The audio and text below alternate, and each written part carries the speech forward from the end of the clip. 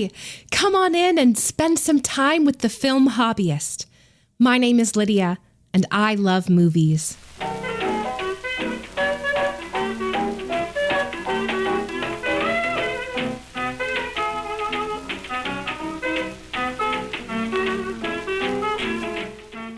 We're sitting here in my attic room, in my nook, next to the window. Outside, the leaves on our 2 silver maples are beginning to turn, as are the white oak trees alongside my neighbor's fence. In a month, this yard will be an ocean of leaves, knee-deep, too many to mulch. But for now, we can enjoy the colors and the subtle drizzle of leaves as the wind blows.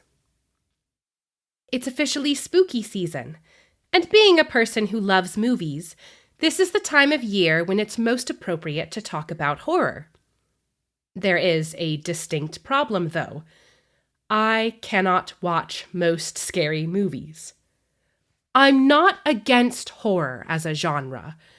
I think it's incredibly fascinating. I've spent a lot of time reading and studying video essays about particular films and horror movies in general. There's so much rich thematic material in horror. It's rife with metaphor and symbolism, one idea representing a larger whole. A werewolf as untamed masculinity, an alien as a conquering other.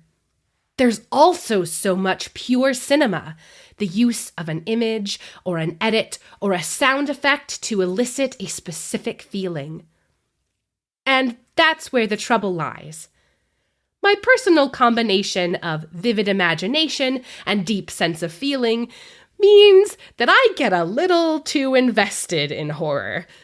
And once the film is done, it follows me home. I once freaked myself out looking at the ghosts in the background of stills from Mike Flanagan's The Haunting of Hill House and continued to see faces in the dark for weeks after. So I have to be careful. But not all spooky stories are inaccessible to me. There are even whole realms that I particularly enjoy. I'm very drawn to Gothic stories. And Gothic isn't necessarily always horror. It's a genre concerned with the sins of the past coming to haunt the present. And its founder, Horace Walpole's 1764 novel The Castle of Otranto, reads a lot like Brian Jakes' Redwall, with characters in a pastiche of medieval history exploring the secrets of an old castle to find hidden riddles and messages from the past. There are also otherworldly figures speaking truth to them in dreams, which is definitely Martin the Warrior's preferred method of communication. Gothic stories are filled with old buildings and hidden truths and so much atmosphere. We talked way back in March about the sublime, an 18th century aesthetic principle that represents beauty's darker cousin. The awe of a thunderstorm, the shiver of a fox crying in the woods, the dark glory of a gust of wind skittering dried leaves over a sidewalk. Gothic stories are the sublime in story, an atmosphere of pleasant thrill, that spine-tingling delight. And what's amazing about Gothic tropes and imagery is how broad their reach can be, even as specific as they are. Which is why I'd like to talk today about Billy Wilder's 1950 film, Sunset Boulevard. I can see the confusion on your face. Sunset Boulevard is a film you might not have seen, but you've probably heard of. And if you haven't heard of it, I assure you, you actually have. If you've ever heard someone say, "I'm ready for my close-up, Mr. DeMille," then you've heard of Sunset Boulevard. Norma Desmond, the film's villain, is a camp icon and is a frequent character of drag performers. Robin Williams, who was a kind of honorary member of that community, pulled out his own imitation on more than one occasion during an improv sequence in a film. It's his first persona when he starts trying out characters for what will be Mrs. Doubtfire. But if you know anything directly about Sunset Boulevard, what you will know, most distinctly, is that it's film noir.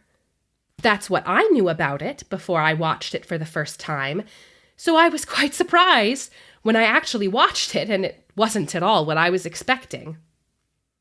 Film noir is a French term that means black film, and it really describes three different things: a cultural movement, a storytelling genre, and an aesthetic.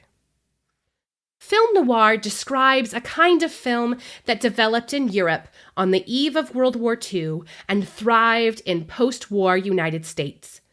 As its name suggests, it's a storytelling with dark sensibilities, a violent, morally ambiguous, cynical kind of tone, made by people who had watched incredibly oppressive regimes built on hate and lies sweep across the world, had lived through the horrors of war and been expected to go back to normal, and had watched the systems that were meant to bring peace continue to drag them into conflict.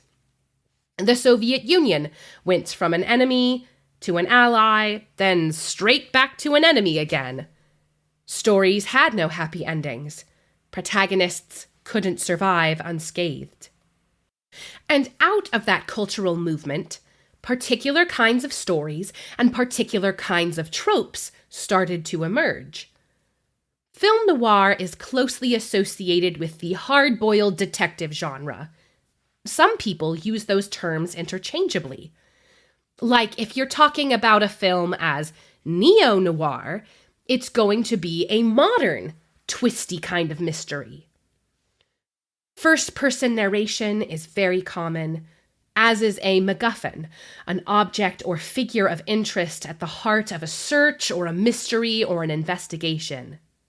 A femme fatale is most closely associated with this genre, a French term meaning deadly female, a beautiful, dangerous woman who charms our protagonist, earning his trust before turning on him, betraying him for her own selfish gains. Film noir is usually set in urban locations. There's a kind of architectural threat that represents society. The Third Man filmed in the actual ruins of post-war Vienna, the tangible physical decay of human depravity. And noir plots are very much about human depravity. They are about fallen men and fallen systems, corruption in business and politics and law enforcement. They often feature conspiracies, famously complicated and twisty. There's an old joke that nobody knows what the film The Big Sleep is actually about. Its machinations are so convoluted. But that journey, that complexity, that sense of being adrift in a dark and twisted world is such a big part of noir as a genre. But film noir is also an aesthetic descriptor. There's a heavy use of the interplay between light and dark, also known as chiaroscuro.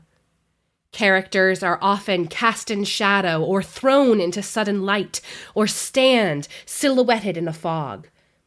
You might see the blinds cast jagged lighting on a face or watch a trail of cigarette smoke winding its way up a dark wall. This is an aesthetic with a great deal of very showy camera work, sudden zooms at a reveal or dramatic cranes over a set.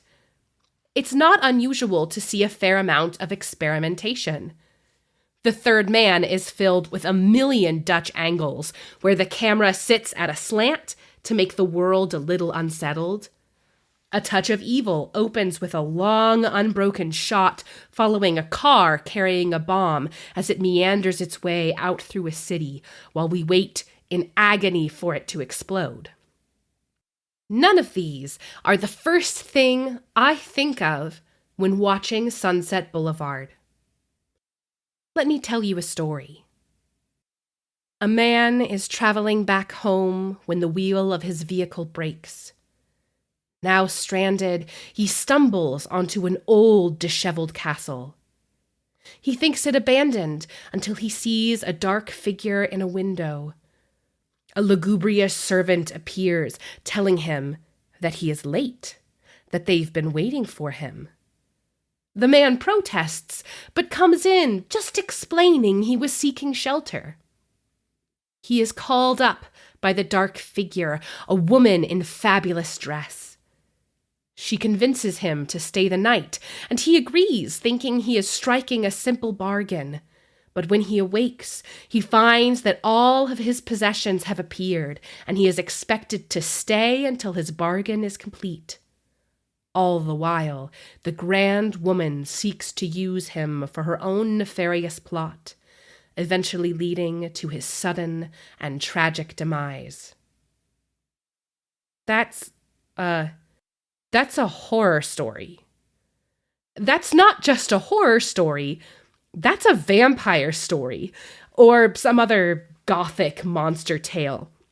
It's a knockoff of Dracula. Given a comedic twist, that's practically the plot of the Rocky Horror Picture Show.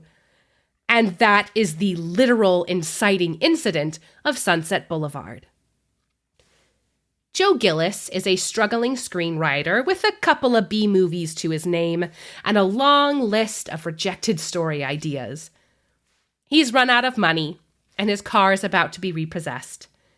After driving out to visit his agent for a last-ditch cash infusion, he runs into the repo men and flees.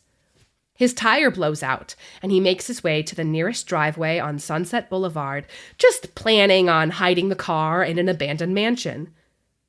Only it's not abandoned.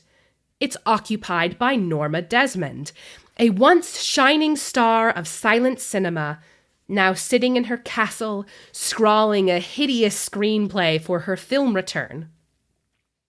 Joe manipulates her into hiring him to fix up her screenplay by entertaining her delusions. It does not end well. As we see in the opening scene, Joe is narrating to us from beyond the grave. He will end up dead, floating in Norma's swimming pool. This film is often remembered for its Hollywood commentary, particularly the evergreen problem of how the industry abandons women once they leave their youth. Here, that distinction is most felt by the transition from silent film to talkies, a technological shift that dramatically altered the Hollywood landscape and left many figures behind in its wake. This film features cameos from some of the real victims of the change: Buster Keaton, Anna Q. Nielsen, H.B. Warner, as well as Cecil B. DeMille and Hedda Hopper, who adapted with the times in their own ways, DeMille by making talkies, and Hedda by leaving behind acting for journalism. Norma Desmond is played by Gloria Swanson, an actual silent movie star, and the film features footage from her actual performances, as well as promotional stills and portraits. One of the films featured was directed by Erich von Stroheim, who also appears in the film as Norma's butler Max, one of Norma's former directors. And yet, this film doesn't have the primary reputation as a Hollywood satire. It's seen as film noir. Is this film aesthetically a film noir? Yes and no. Norma's world might be described that way. There's extreme lighting in the scene where they watch one of her old films, the smoke from Joe's cigarette billowing out in the light of the film projector, and Norma herself, cast in the extreme lighting as she opines that we didn't need dialogue, we had faces. The camera is incredibly dramatic when she's around, because it has to be. How else do you match Gloria Swanson's energy? But outside of Norma's influence, this film is pretty practical and ordinary. It's shot in the California sunshine, where nighttime parties are a crowd of jolly people, and cafes and offices are places for ordinary meetings. There are no Dutch angles. The opening scene contains one of its most technically difficult shots, capturing footage of a dead Joe Gillis from under the water. But apart from the dead body, it isn't particularly noirish imagery. It's all ripples and light.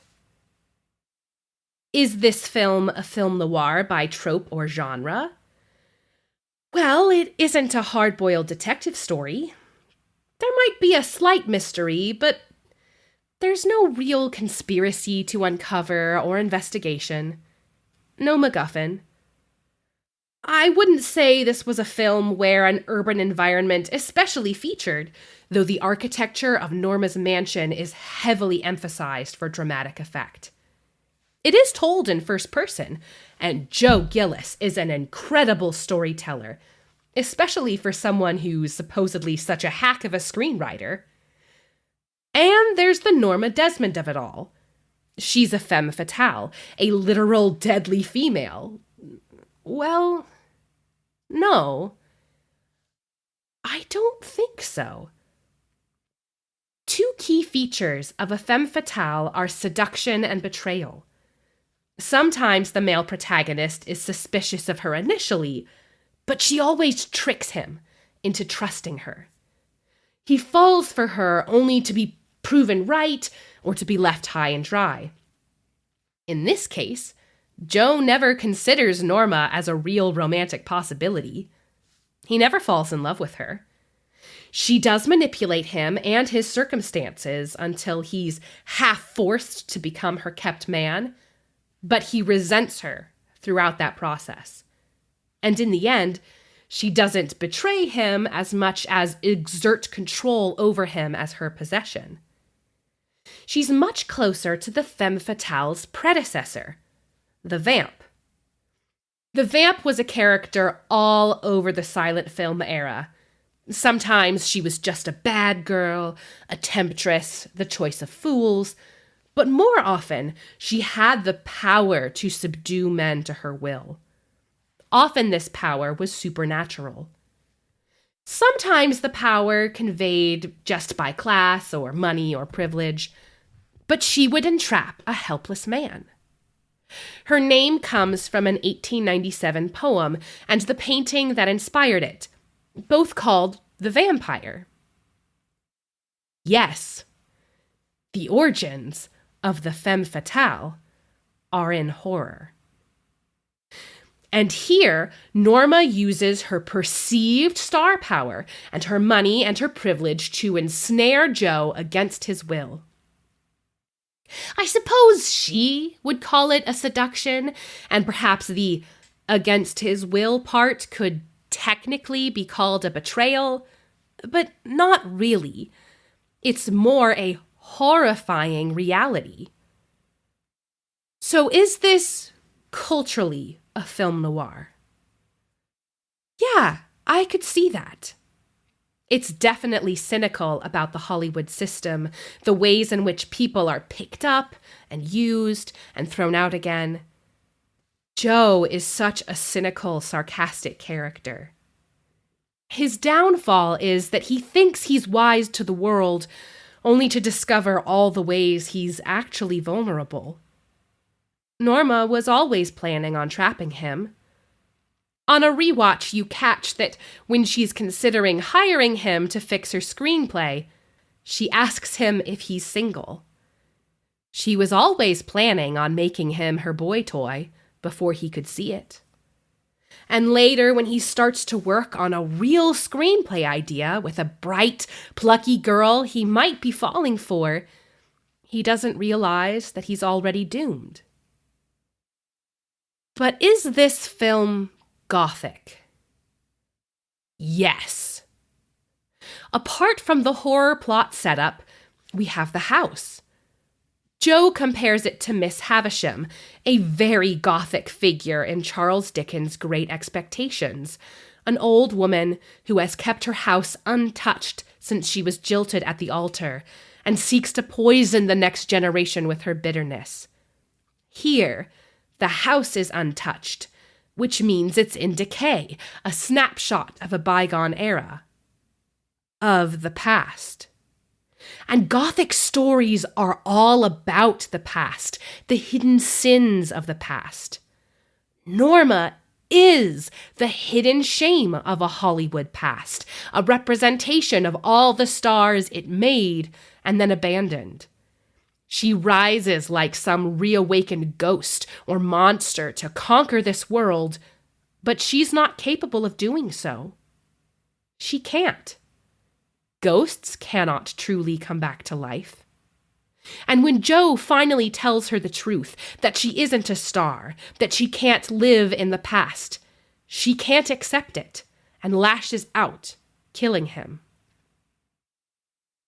There's also the aesthetic of the house. Norma's mansion is a feast of Gothic set decoration. The set decorators Sam Comer and Ray Moyer have an absolute field day making the gaudiest collection of furniture imaginable. Ornate plaster ceilings, bed frames with elaborately carved headboards, a black tile floor that shines like a dark mirror, and the pièce de résistance, Norma's Gothic boat-shaped bed, a prop literally taken from Lon Chaney's Phantom of the Opera. The truth is, Gothic horror and film noir share DNA. Film noir isn't the first distinct aesthetic, cultural, cinematic movement to develop in Europe after a world war. That honor would belong to German Expressionism, a movement of film developed post-World War I, delineated by its extreme use of lighting and chiaroscuro, its elaborate, exaggerated sets, and its dark tone, as well as its connection to a dark spirituality. In the wake of World War I, the world was hungry for spiritualism. Not necessarily religion, but spirituality. Interest rose in occultism, in seances, and psychics. On the one hand, people were looking for something to blame for what had happened, some external force they could give responsibility to. On the other, people were longing for some kind of control after the unthinkable happened. Maybe if we tried hard enough, we could keep evil at bay. German Expressionism confronted both ideas by exploring horror. This is where the original Nosferatu comes from, a poorly executed attempt at knocking off Dracula, poorly as in they got sued. The Cabinet of Dr. Caligari comes from here as well. Metropolis, all of these are foundational works for cinematic horror and science fiction. But post-World War II, the world turned away from enchantment, from magic, and spiritualism. The truth wasn't some malevolent will or dark spirit. It was just people following orders, passing on their moral obligations, the banality of evil, as philosopher Hannah Arendt put it. So German Expressionism loses the spirituality, becomes the cold, hard, twisted facts of film noir. And what is Norma Desmond, if not a vampire in a disenchanted world? If magic doesn't exist, that doesn't mean monsters are gone. It's frankly more horrifying to know that people, plain, old, flesh and blood people, could be Gothic creatures. That the hidden sins of the past don't need to be actual ghosts, just the ghost of a tennis court. So perhaps Sunset Boulevard is a film noir, just a Gothic film noir. A horror movie where feeding the delusions of a forgotten woman must lead to the inevitable destruction of human life. And as Norma descends the stairs in this film's final iconic shot, reciting its most iconic line, "I'm ready for my close-up, Mr. DeMille." We watch the world of reality fade into her delusion, and we are caught here, like Joe, trapped in Norma's bizarre gaze. And if you, like me, are drawn to the sublime, to the Gothic, but find yourself unable to partake in most horror. Why don't you mark this spooky season by watching a classic in a new light, or perhaps a new darkness? Thanks for coming.